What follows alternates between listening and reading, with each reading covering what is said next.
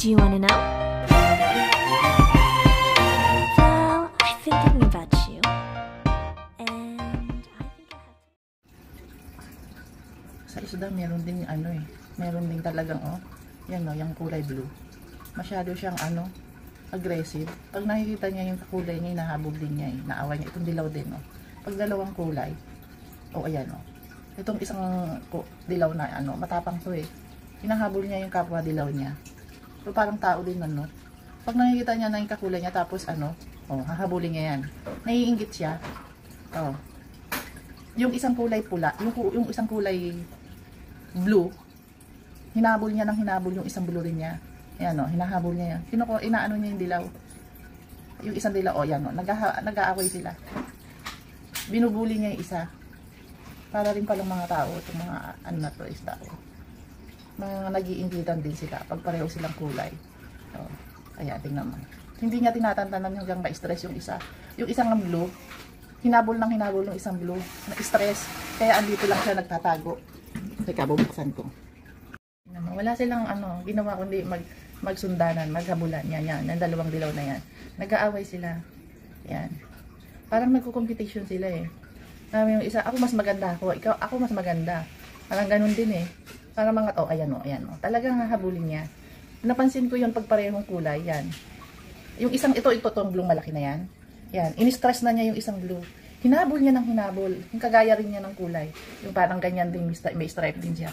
In-stress niya, kaya nagtago na siya, yun nandun. Bubuksan natin, tingnan natin. So ngayon, ito namang dalawang dilaw. Mabuti na lang itong dalawang puti ko. Yan, yung puti. Mababait sila. Para talagang ang mga ugali ng mga isdang ito sa kanilang sa tao rin, naaayon din. Pagkaparehong kulay, nagkukumpetensya rin. May mga kompetensya rin pala sila. Kumbaga parang sila na, kailangan ako lang. Diba? Pinapatay ko na nga rin minsan yung ilaw para hindi sila magkakakitaan. Pero talagang malilinaw ang mga mata nila eh. Para hindi mag-color blind ba sila? Hindi nila makita kasi nag-aaway eh. Nag-aaway sila. Pag nakikita nila yung kanilang kompetensya, talagang yun ang kanilang sinusundan talaga. Hahanapin niya isa. Hahanapin niya yung tutusikan niya. Itong isa talaga wala na siyang makita. Ito. Yan, tingnan. Hinahanap niya yung kapartner niya. Tingnan niyo. Iaano natin. Andito. Ini-stress na niya. Nagtatago na yun. Tingnan niyo. Yan, tingnan niyo guys Yung isang blue na stress na dito eh. Hinahabol ng isang kagaya niya. Tingnan niyo. Ilalabas ko. Tapos, tingnan niyo ang gagawin na. Pag nakita ng isang blue niya, kagaya niya yan. Hindi niya titigilan yun. Nasaan na? Nakatago yung isa. Namulan na. Nasaan na? Ayan. Yan yung isang blue, Yan. Hahabulin niya ng isang blue. Magtatago siya. Ayan, tingnan mo. Pag nakita ng isang blue yan. Ayan. Pag nakita niya yan, hahabulin niya. Yan ba yun? Ayan, tingnan nyo. Ayan. Tingnan nyo. Pag nakita niya yung kulay niya, hahabulin niya yan. Na-stress na yun. Hinahanap niya. Kaya ihiwalay ko yung dalawa na yan, yung blue at saka dilaw. Ni-stress nila yung kanilang mga kauri. Diba? Ang mga tao din, dito. Yan. Nagtatago lang yung dati, nandito yan, nakasuksok sa loob ng bahay. Ngayon dyan siya sa may hinahabol kasi nung kulay asul. Hindi siya tinitigilan. Yan. Dyan na siya magtatago.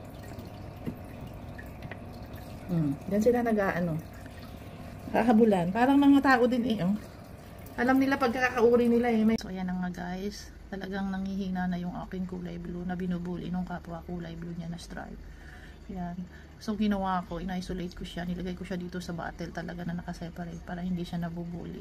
Tapos nilipat ko siya dito sa kasama siya ng aking flower horn kasi may heater ito. So feeling ko makarecover siya kasi medyo hindi malamig yung tubig. So nilagyan ko rin siya ng gamot. Antibiotic. Itong gamot na to, sabi nila maganda raw to. Tapos nilagyan ko rin siya ng parang itong gamot na ito, nilagyan ko siya. Tapos nilagyan ko rin siya ng kanyang yung tubig niya, nilagyan ko nito. Kaya nakita niyo yung tubig niya is parang kulay green Para kasing ano to makarecover siya. Tingnan nyo, naging ano na siya. Pero try siya. Yung flower horn ko, although nai-stress kasi may kasama siya. Pero sinamahan ko siya kasi nabubuli siya dun pinagbubuguyan siya. Na-stress siya dahil ang dami niyang nakikita na ano, kahit sa paligid. So ito at least isa lang. So ayan no, diba? Oh. Pero hope for the best para makaka-recover siya. Kanina kasi talagang parang ano na siya nakahiga na, nakabaliktad na. Update ko kayo, pero parang makaka-recover siya. I-isolate ko yung mga matatapang kasi talagang nai-stress din sila pag may nambubuli sa kanila. Grabe, nakaka-recover po siya. Grabe guys, tingnan mo, miracle. Umaakit na siya. Ang galing ng naisip kong paraan, diba? Ayan, oh my gosh, thank you. Although, isa lang naman yung nambubuli sa kanya, pero tumatayo na siya. Grabe, nakalangoy na siya. Oh my gosh, thanks God. Oh my gosh. Naka-recover yung aking kulay blue.